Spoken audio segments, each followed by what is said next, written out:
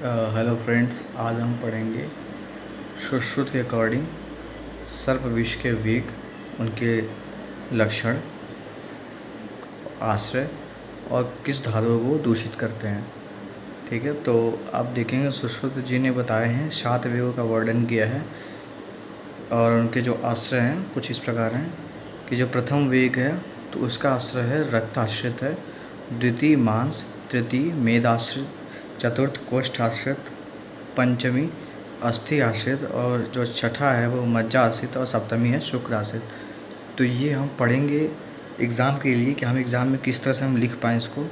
तो सबसे पहले आप आश्रय लिख लीजिएगा जो हमारे साथ बतलाए गए हैं कि 7 वेग होते हैं। तो 7 आश्रय हैं इसमें रक्त, मांस, मेद, कोष्ठ, अस्थि, मज्जा और शुक्र।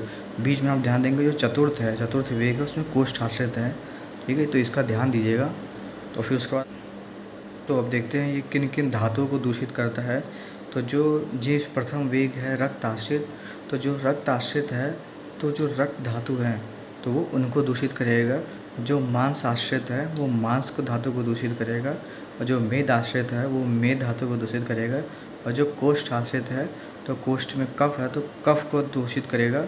तो और जो अस्थि आश्रित है वो अग्नि और प्राण को दूषित धातु को दूषित करेगा और जो मज्जा आश्रित है वो ग्रहणी को दूषित करेगा और जो शुक्र है वो व्यान वायु को दूषित करेगा। तो अब देखते हैं हम इनको किस तरह से लिखेंगे। तो द्विवीय क्रम में क्या है, तो जो प्रथम वेग है रक्त आश्रित और रक्त धातु को दूषित करता है तो उसमें जो रक्त होता है वो कैसा होता है, काला हो जाता है। तो वात का गुण होता है, वात के कारण कृष्णता आती है तो काला हो जाता है और पित्त के द्वारा पीला और राजमान के द्वारा पांडु हो जाता है, मतलब कफ के द्वारा पांडु हो जाता है। और मांस देखते हैं तो मांस में क्या होता है, मांस कैसा हो जाता है, कृष्णता आ जाती है और श्रोत हो जाता है।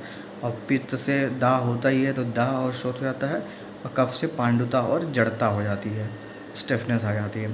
फिर उसके बाद आते हैं मेद आश्रित जो है कि मेद धातु को दूषित करता है। तो जैसा कहा जाता है मेद से श्वेत का निर्गमन होता है तो श्वेत जिस लक्षण सीधे आ जाएगा श्वेत। और श्वेत जब कभी कभी ऐसा होता है इतने श्वेत बहने लगते हैं माथे वगैरह से कि आँख नहीं खुल पाता है तो उसमें कहते हैं आँखों का न दिखना। तो उसी प्रकार ये भी है कि द्रव्य करके समान ही है, स्वेद और आँखों का न दिखना और साथ में साथ तृष्णा है।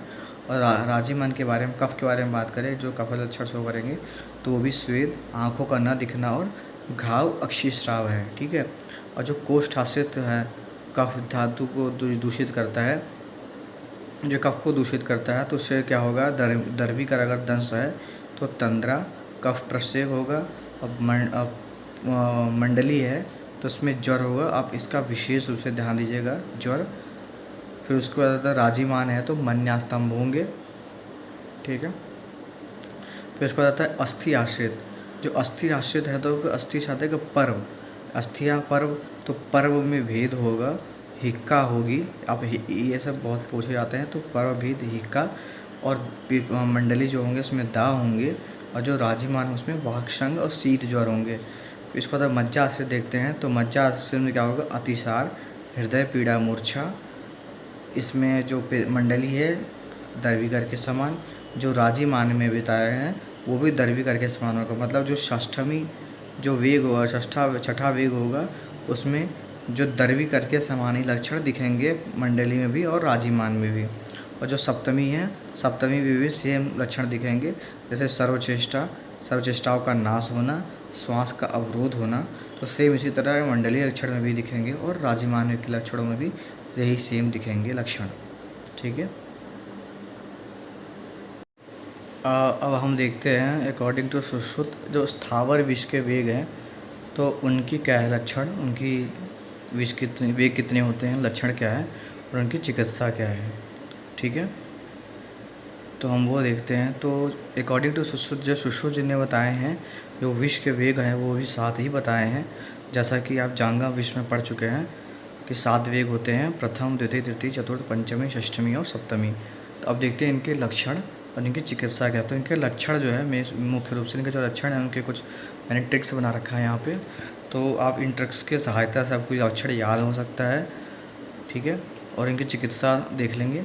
तो लक्षण क्या है, जैसे प्रथम विष के प्रथम वेग है तो इसमें क्या लक्षण दिखेंगे, इसमें लक्षण दिखेंगे कि इसका ट्रिक है श्यामू जी का वास हुआ।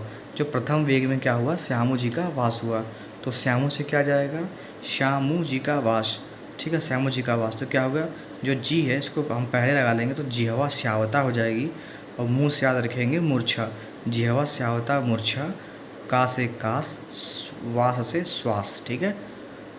जी श्याम जिह्वा श्यामता, मूर्छा, कास, श्वास, ठीक है। तो ये लक्षण हो गए, ठीक है। अब चिकित्सा क्या हो जाएगी इनकी, एक मिनट। तो ठीक है, अब इनके चिकित्सा देखते हैं कि इनकी चिकित्सा क्या होगी। तो इनकी चिकित्सा है कि वमन व शीतल जल से परिषेक करवाएंगे और अगध का पान करवाएंगे, ठीक है। तो वमन, शीतल जल से परिषेक और अगध का पान। तो पहला प्रथम वेग में क्या लक्षण दिखेंगे, श्यामू जी का वास, ठीक है। दूसरे में क्या है, शशिलता, ये पत्नी है और दास जी पति हैं। तो क्या है, शशिलता और दास दोनों के, मतलब शशिलता दास के कंठ और हृदय में वेदना हो रही है। शशिलता जी के और दास जी के कंठ और हृदय में वेदना हो रही है। तो आप यहाँ ट्रिक देखिए कि शशिलता मतलब शिथिलता, दास से दाह, के से कंपन, कंठ से कंठ, हृदय से हृदय, में से कुछ नहीं, और हृदय में वेदना, मतलब कंठ और हृदय में वेदना, ठीक है।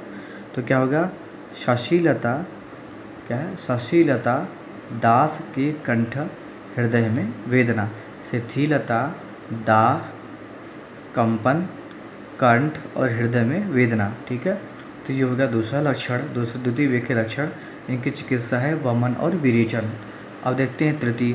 तो तृतीय से आप देखते हैं, ती से तृतीय, त से तालु, तालु शोष, और विती से तीव्र आमाशय शूल, ठीक है। तो उस ती से तृतीय, त से तालु, शोष, तीव्र आमाशय शूल और नेत्र विविधता, ठीक है। तो ये इसी से हमें पता चल जा रहा है, ती से तृतीय, तालु शोष, तीव्र आमाशय शूल और नेत्र विवड़ता। तो इनकी चिकित्सा क्या होगी, जब नेत्र है, नेत्रों में विवड़ता हो रही है तो हमें क्या कराएंगे, अंजन कराएंगे, ठीक है। तो अंजन हो गया, नश्य कराएंगे और अगध का पान कराएंगे, ठीक है। अगध का पान करा देंगे, सभी में करा सकते हैं अगध का पान, ठीक है। फिर उसके बाद करते हैं चतुर्थ वेग में। चतुर्थ वेग में क्या हुआ है, क्या लक्षण देखते हैं।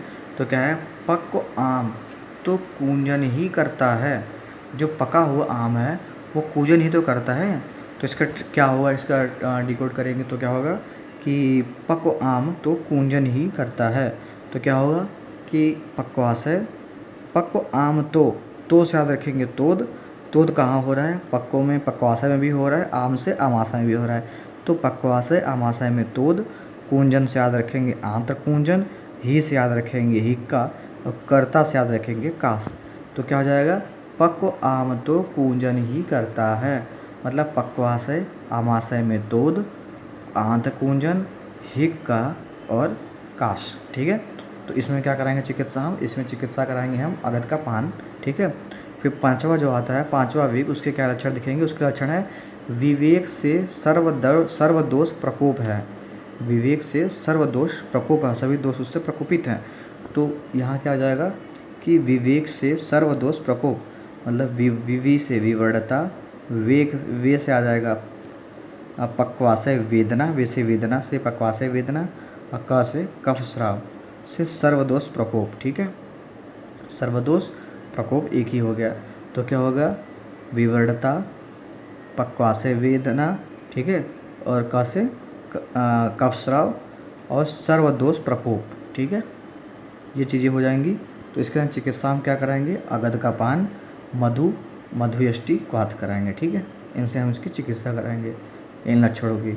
और जो छठा वेग आता है, छठा वेग में क्या लक्षण दिखेंगे, इसमें मिलता है अति नाश होता है, किसका, बुद्धि और प्राण का, ठीक है। तो अति नाश होता है, तो अति से क्या जाएगा, यहाँ देखेंगे क्या है, अति नाश। तो अतिसार, नाश से दो चीज़ें आती हैं, बुद्धि और प्राण, मतलब अतिसार होता है, बुद्धि और प्राण का नाश होता है। छठे वेग में क्या होता है, अतिसार और बुद्धि और प्राण का नाश। तो इनमें हम चिकित्सा क्या कराएंगे, इनमें चिकित्सा कराएंगे, अतिसार की चिकित्सा कराएंगे, क्योंकि हमें अतिसार का लक्षण दिख रहे हैं, इसलिए अतिसार चिकित्सा। और अवपीड़न नस्य देंगे, क्योंकि नासा ही सिर का द्वार है, ठीक है। तो अवपीड़न नस्य कराएंगे। अब जो सप्तमी है, सप्तमी वेग है, सप्तमी वेग के क्या लक्षण दिखेंगे। तो लास्ट में आता है श्वास अवरोध ही दिखेंगे, और जिससे क्या होगा, जिसमें हम चिकित्सा कराएंगे काकपात चिकित्सा ही करवाएंगे। ठीक है, तो ये इस तरह से हो गए हमारे स्थावर विष के वीग हो गए अकॉर्डिंग टू सुश्रुत जी के अनुसार। ठीक है।